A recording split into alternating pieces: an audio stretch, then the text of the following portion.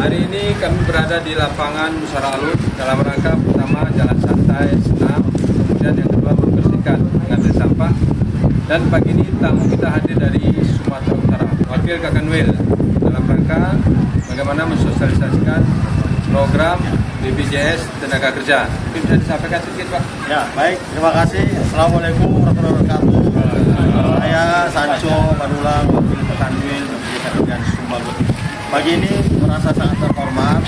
Saya disambut langsung oleh Pak Bupati yang memang orang lapangan. Jadi di sini suasana lapangan, membicarakan kebersihan, membicarakan pariwisata, membicarakan seluruh kehidupan kesejahteraan daripada masyarakat setempat.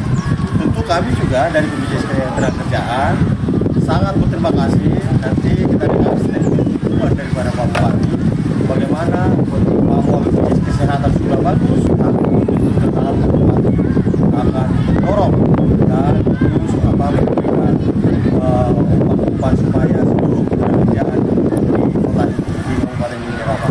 Ini menurut saya.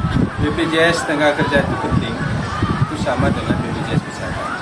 Berarti harapan kami nanti BPD, Disnaker dan BPD yang lain perizinan ini harus betul-betul berkomunikasi bagaimana kita melayani masyarakat dan semuanya paham BPJS Tenaga Kerja.